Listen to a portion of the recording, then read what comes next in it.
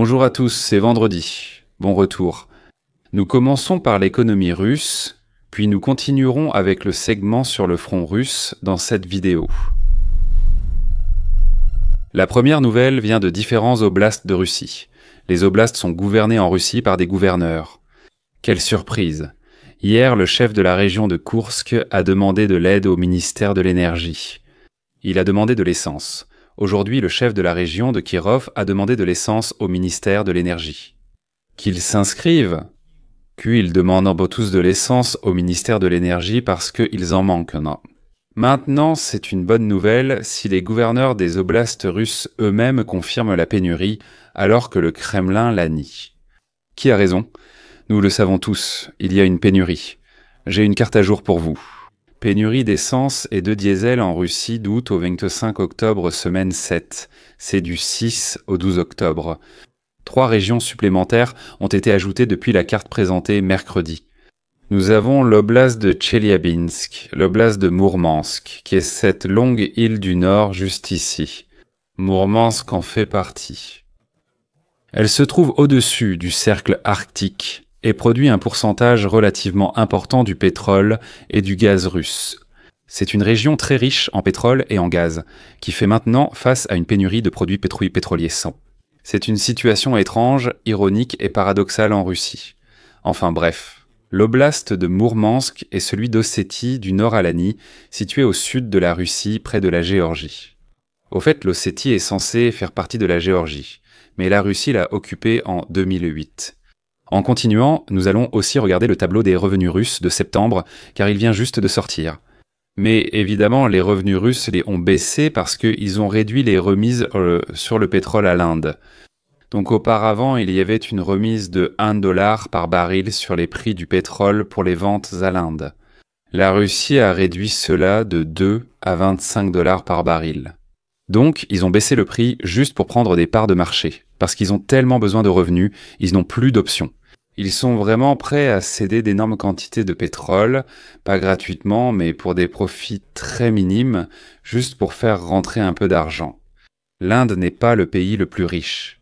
Ils sont vraiment difficiles, ils achètent quand c'est bon marché, et la Russie le rend maintenant vraiment bon marché parce qu'ils ont besoin de faire rentrer de l'argent. Slavo-Krini Mes-Amis, regardez cette photo mes amis, cela vient de Crimée.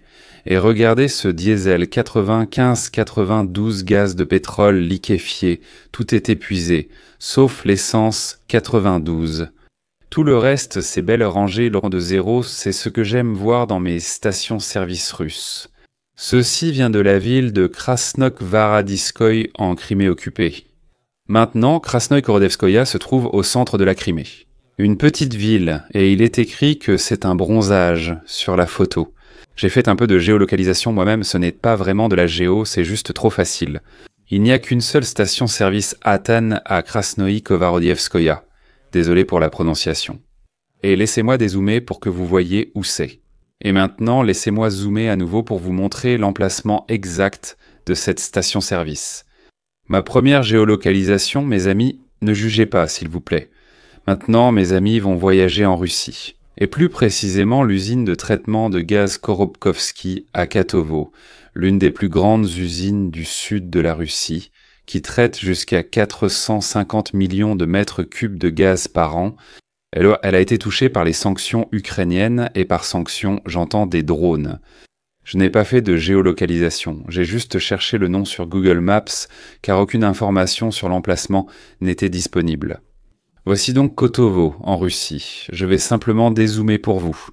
C'est dans les environs de cette frappe, juste pour que vous sachiez où c'est. C'est dans le sud de la Russie. Bien sûr, nous avons une belle vidéo. Cela s'est également produit le 8 octobre, donc il y a 2 jours, et nous avons une belle vidéo de cela. Profitons-en simplement. Regardez, les Ukrainiens ciblent, en fait. Vous pouvez voir ce genre de structure. Ils visent toujours ce type de structure. Ce que vous appelez un système d'arrosage, ce sont en fait des pompiers qui éteignent les incendies. Cela dure déjà depuis 2 jours et ça ressemble vraiment à un système d'arrosage qui ne sert pas à grand-chose. Je suis tellement content que 2 jours aient passé depuis l'attaque. Parce qu'on a aussi l'image satellite avant et après, comme toujours, je les adore vraiment. Elle montre tellement clairement la destruction, même les champs brûlés autour. Tu vois, même le champ a brûlé. Et je me dis, bah, tu sais, il y a des souris des champs dans ce champ. Je me sens mal pour elles. Regarde ça. Elles sont toutes mortes. Mais regarde la tour centrale de cette station-service. Intacte, juste un trou noir. Elle a été démolie par les sanctions ukrainiennes. Approchons un peu, avant et après. Ça a brûlé, c'est détruit. Impossible de la reconstruire selon les normes occidentales d'origine. Elle peut être restaurée selon les normes soviétiques, ce qui la rend beaucoup moins efficace. Encore une fois, information importante. C'est la plus grande usine de production de gaz dans le sud de la Russie. Les photos avant et après sont bien trop claires. Vous ne pouvez pas dire « ils ont raté » ou « cela est irréparable ». Non, c'est un trou noir au centre de cette installation de production de gaz. Celle-ci ne fonctionnera pas avant un bon moment. Maintenant, nous nous rendons dans la région de Rostov en Russie, dans le sud de la Russie, une oblast du sud de la Russie et ukrainienne. Sanctions ont sanctionné cette installation. Regardez ça. Boum, fini. Et c'est un dépôt de pétrole. Même le son est magnifique. Vous pouvez en voir, vous pouvez entendre des babouchkas russes m'aidant faire de belles bandes-son en arrière-plan. Ici, vous pouvez voir ici le drone ukrainien. Regardons encore une fois. En le regardant, le drone Luther a toujours le même aspect. Chaque type de frappe en profondeur sur un puits de pétrole ou une installation pétrolière est effectué avec exactement le même drone. Ils fonctionnent bien, ils sont bon marché, ils sont produits en masse, ils sont tout simplement magnifiques. Vous entendez les Russes tenter de les abattre, sans succès. On vient de voir la vidéo de l'impact. Et voici les conséquences. Un grand nuage noir de fumée, un petit barbecue pour les Russes, voici l'emplacement. Laissez-moi vous montrer, moi, le grand géolocalisateur. Non, ce n'est pas moi, mais voici Matveï Kourga, la localité proche de ce dépôt de pétrole. Je vais dézoomer pour vous. C'est près de la mer d'Azov, tout proche de la frontière ukrainienne et du sud de la Russie. Et voici encore à quoi cela ressemble de côté. J'apprécie toujours les Russes parce qu'ils traversent pour leur pays en feu, en voiture et qui font des vidéos pour nous. Parce que je peux vous montrer quelque chose. C'est agréable de voir, quand je vous en parle, vous le constaterez à l'arrivée. Regardez cette belle colonne noire de fumée qui sort de Russie, exactement comme je l'aime. Jetons un œil aux revenus russes. Le graphique de septembre vient de sortir, les chiffres de septembre, et ils ne sont pas bons. Chaque mois, ces chiffres sortent par rapport à l'année précédente, septembre 2024. Maintenant, nous sommes le 25 septembre. Donc les revenus ont chuté de 1%, 12%. En termes réels, les revenus ont baissé de 10%. C'est une catastrophe, même l'inflation n'a rien changé. Voici un graphique plus détaillé des revenus du pétrole et du gaz orange et hors pétrole et gaz bleu. Les revenus du pétrole et du gaz ont baissé de 25% en septembre par rapport à l'an passé. C'est énorme, et c'est entièrement dû aux sanctions ukrainiennes sous forme de drones frappant les dépôts de pétrole. Les revenus hors pétrole et gaz ont augmenté de 6%. Comme le montre ce graphique, ils augmentent généralement de 15 à 23, 12%. 6% est le niveau le plus bas depuis juin 2024, où c'était 1%, et avant cela, c'était le niveau le plus bas avant, vous savez, 2022. La Russie ne s'en sort pas bien, comme le montrent clairement ces graphiques. Ils sont prêts à vendre du pétrole à l'Inde avec une énorme remise. Exporter un maximum de pétrole à l'étranger pour obtenir un flux d'argent. Ils n'ont aucune autre source de revenus. Les dépenses n'ont augmenté que de 6%. En septembre contre 20% les mois précédents. Regardez, voici les dépenses budgétaires. Ça augmente sans cesse car la Russie investit toujours plus dans l'armée. Presque tout leur argent, soyons honnêtes. Et en septembre, seulement 6%, regardez. Ce graphique continuerait de monter si ils avaient un an de l'argent à gratter quelque part pour le mettre dans l'armée, mais ce n'est pas le cas. Résultat, 6% en septembre 2025. Mes amis, j'ai regardé le graphique des abonnés et il s'avère que seulement la moitié d'entre vous êtes abonnés. Vous regardez ma chaîne et vous n'êtes pas abonné. Et vous pouvez régler ça tout de suite. Appuyez simplement sur le bouton s'abonner, activez la cloche de notification. Je ne savais pas que la moitié d'entre vous ne l'avait pas fait. Eh bien, faisons-le tous ensemble maintenant. Cliquez sur terminer.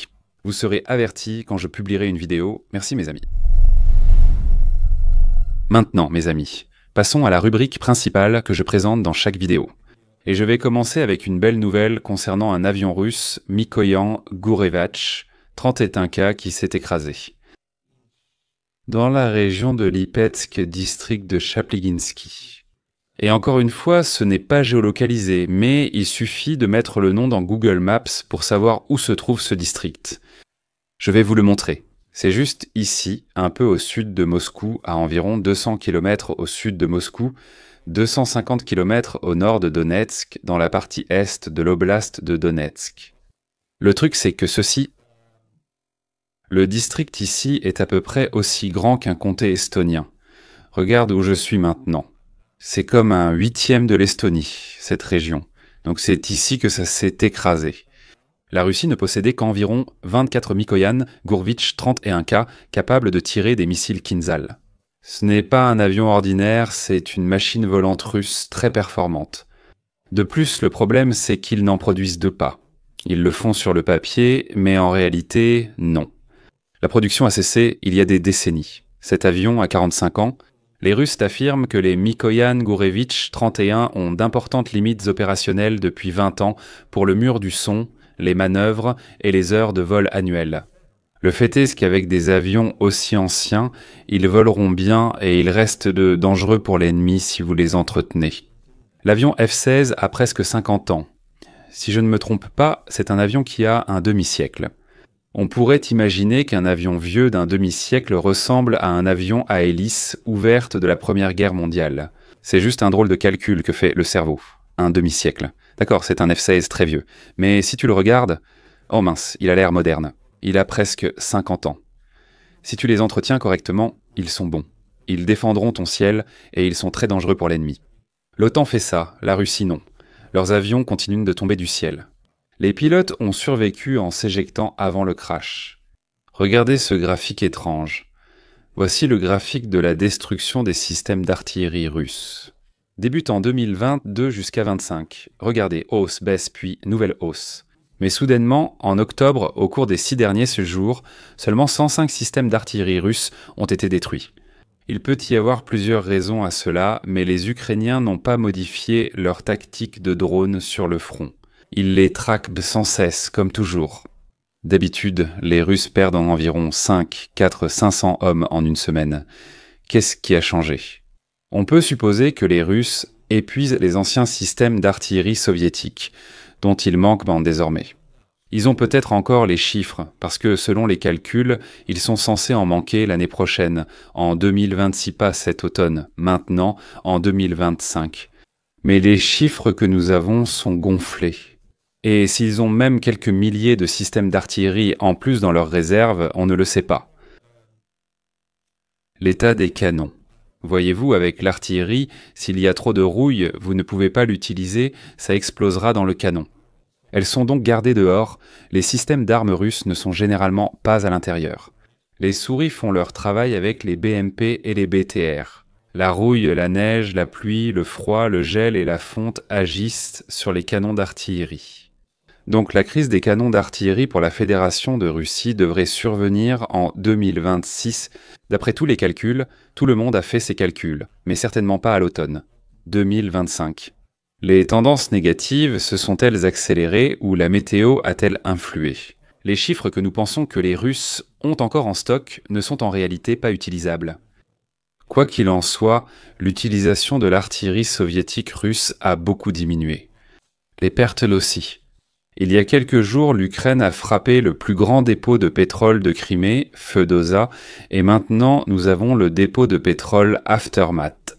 Dans le sens le plus moderne, ce sont ces grands réservoirs de pétrole massifs remplis de pétrole. C'est exactement ça. Ici, on voit les conséquences. Après 2 jours d'incendie, un réservoir de carburant a fondu et brûle toujours.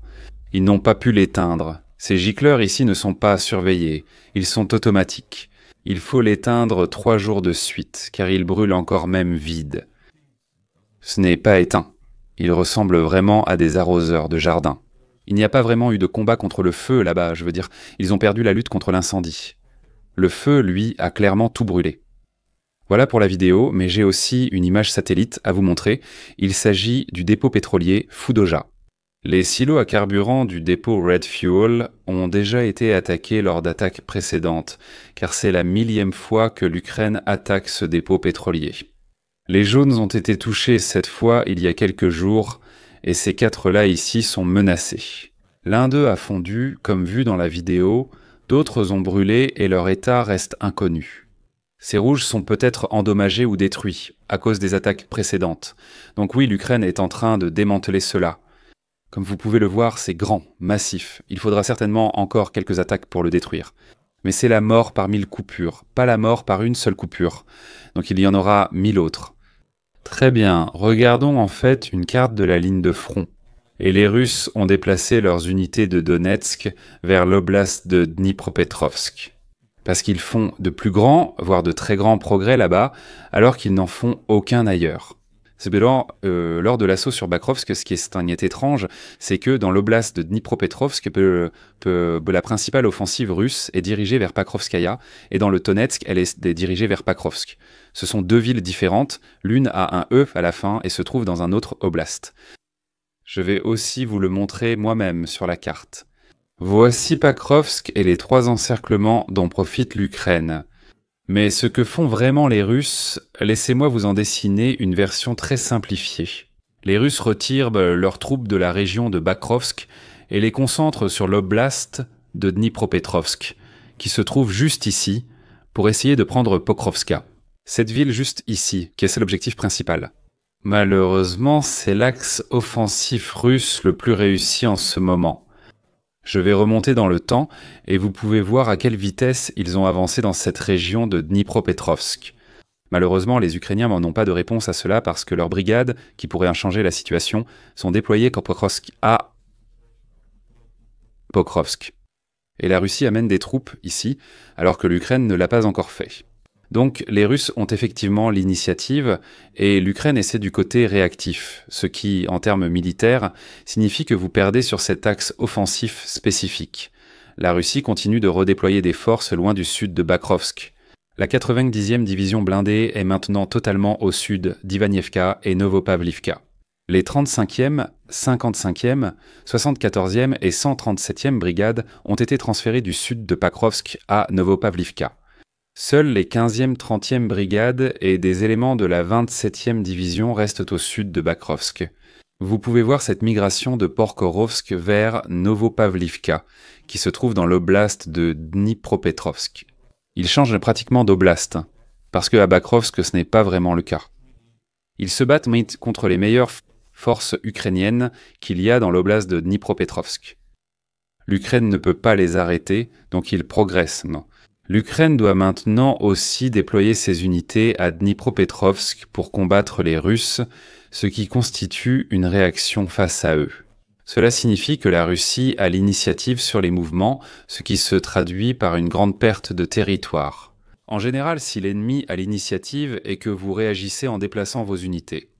Mais encore, je dois rappeler de quelle armée parlons-nous. Cette nouvelle vidéo apparaît sur le front Est, montrant des Russes en observation. Je vais simplement vous lire les sous-titres. Regardez, il faut envoyer ça à Peskov, Peskov étant le porte-parole du Kremlin qui affirme que l'armée russe a tout ce dont elle a besoin. Mais évidemment, ils n'ont pas tout ce dont ils ont besoin parce qu'ils ont besoin de véhicules. Même des fourgonnettes Boukhanka, les camions peints, ils n'en produisent même pas assez alors qu'ils sont très basiques. Ils utilisent ce que je pense être en train d'informer. Vous l'utilisez pour labourer vos champs sans le tracteur, vous pouvez simplement utiliser ça et marcher dans vos champs. Et si vous montez ça à l'avant d'un chariot, vous obtenez un système de transport. Vous obtenez un système de transport public pour l'armée russe. Waouh, nous maintenant. Une vidéo du chef de vous tous. Unité de drones ukrainiennes. Nmadjara. Un légendaire commandant de drones ukrainiens, Robert Madiara, a publié une vidéo sur les drones FPS russes attendant en position d'embuscade en rangée. Il affirme qu'ils sont souvent repérés à 10-15 km derrière la ligne de front, mais certains peuvent attendre à 20-40 km en arrière. Et regardez ça, je dois vous rappeler que les deux camps font ça. Cette tactique est utilisée depuis plus de 2 ans maintenant. Les deux camps le font. Mais ceux-ci en particulier sont des drones russes qui attendent à 20 km derrière l'Ukraine, au cœur de l'Ukraine. Ils attendent. Ils sont en mode veille ou en mode attente, ce qui veut dire qu'ils ne consomment pas de batterie. La batterie peut rester comme ça pendant des jours en mode veille. Ils détectent les mouvements et signalent à l'opérateur de drone la présence de quelqu'un à proximité. Si c'est un animal, l'opérateur met le drone en veille. S'il voit des troupes ukrainiennes ou des civils, ils décollent généralement et les détruisent. Donc c'est comme une caméra de surveillance qui signale automatiquement à l'opérateur de drone s'il se passe quelque chose, puis ils peuvent y faire exploser la caméra de surveillance. C'est tellement étrange, c'est un système de mine mobile. Malheureusement, c'est très mortel, extrêmement mortel, et les deux camps les utilisent avec beaucoup d'efficacité. Ils sont là, debout, 1, 2 et bien d'autres. Je crois que j'en ai vu 1, 2, oui, 3, 4 ou 4 d'entre eux. Combien en avons-nous d'autres ? Encore plus ? Et ce qui est le plus étrange, c'est que les drones ukrainiens percutent dans ces drones d'embuscade russes vus à la première personne, détruisant d'autres drones vus à la première personne qui sont en mode embuscade en attente. C'est une guerre de drones totale, aucune unité présente dans cette zone, un drone détruit un autre drone, le futur c'est maintenant comme on dit, et dans ce cas, c'est moi le vieux. Comme cela me sidère pour la vérité, j'ai tout. J'ai tellement parlé de l'Ukraine détruisant les infrastructures énergétiques russes et les installations de production de gaz et de pétrole, mais c'est l'inverse qui est vrai. De plus, la Russie, depuis le début de la guerre, a détruit environ 50% de l'ensemble des infrastructures de production de gaz ukrainiennes. Cela signifie que l'Ukraine doit recourir à des moyens très coûteux pour reconstituer ses réserves de gaz pour l'hiver auprès de l'Union européenne, en achetant du gaz cher à l'Union européenne à cause de la Russie encore une fois. Il y a environ 2 jours, ils ont mené une attaque massive avec des centaines de drones et des dizaines de missiles, et ils ont détruit une autre installation de production de gaz ukrainienne UH. Vendredi, Moscou a mené sa plus grande attaque sur l'infrastructure gazière ukrainienne depuis le début de la guerre, alors que les réserves de l'Ukraine sont faibles. L'hiver approche, la Russie cible le réseau électrique et gazier, les pipelines et tout le reste, afin que les gens aient froid cet hiver. L'Ukraine fait la même chose, ils le font tous les deux d'ailleurs. Fait intéressant, l'Ukraine détient les plus grands stocks de gaz au sol d'Europe. S'il n'y avait pas la guerre, l'Ukraine serait utilisée comme réserve de stockage de gaz de secours pour l'Union européenne. Elle serait remplie et louée pour stocker le gaz de l'Union européenne. Parce qu'ils disposent de telles installations de grande taille, mais maintenant la Russie cible ces installations pour s'assurer que l'Ukraine n'ait pas assez de gaz. Ils doivent acheter à prix fort en hiver ce qu'ils font, et la situation est très mauvaise. Les Ukrainiens auront très froid cet hiver. Je ne veux pas terminer sur cette note sombre. Je dois donc vous apporter quelque chose de léger et drôle, mais j'entends par là vraiment très sérieux. Les généraux russes, je veux dire, c'est tous ceux qui prennent des décisions dans l'armée russe lors de cette invasion de l'Ukraine, ont été convoqués il y a 2 jours pour, dîner avec Poutine. Fait intéressant, toutes leurs assiettes étaient vides, sauf celle de Poutine qui avait déjà de la nourriture. Parce que lui, vous savez, il pourrait être empoisonné, donc il avait déjà de la nourriture séparée qui lui était servie ici. Les autres demandaient « Pourquoi a-t-il de la nourriture et pas nous ?» Peut-être parce que notre nourriture est empoisonnée et qu'il préfère manger la sienne, je ne sais pas. Eh bien, regardez ces visages, très sombres. Ce n'est pas le dîner, c'est avant et après le début du dîner. Ces visages reflètent la situation de la Russie. Laissez-moi vous lire. Ce sont le ministre de la Défense Andreï Belousov, le chef d'état-major général Valery Gerasimov, le chef de la direction principale des opérations. Sergueï Routskoï, groupe blindé Nord UH, commandant du Nord, Evgeny Nikiforov, commandant du centre du groupe d'armée Valery Salachuk, commandant du Dniepr Mikhail Deplinski, commandant de l'Ouest Sergueï Kouzoblev, commandant du Sud Alexandre Sanchik, commandant de l'Est Andrei Ivanaïev, commandant de la flotte de la mer Noire Sergueï Binchouk et aussi le directeur du service fédéral de sécurité Alexandre Portnikov. Et directeur du service fédéral de sécurité, ça doit vraiment passer par la fenêtre. Parce que la Transnistrie et les élections en Moldavie récemment perdues par la Russie, c'est ainsi que je l'exprime, car c'est la vérité. Le directeur du service fédéral de sécurité, Alexandre Portnikov, était responsable de faire transiter des centaines de millions de dollars du Kremlin vers la Moldavie pour acheter ces élections. Et ils ont lamentablement échoué. Et maintenant, il s'avère qu'une grande partie de l'argent avait déjà été volée en Russie. Donc directeur du service fédéral de sécurité, Alexandre Portnikov. Éloignez-vous des fenêtres et lors de ce dîner, ne buvez pas de thé. C'est tout pour aujourd'hui, mes amis. Je serai de retour pour vous lundi d'ici là. Abonnez-vous absolument, car la moitié d'entre vous ne l'a pas encore fait, alors faisons-le tous ensemble. Maintenant, cliquez, c'est fait. Je parlerai de l'économie russe et peut-être d'actualité internationale lundi. D'ici là, bon week-end. Slavo Cringe et au revoir.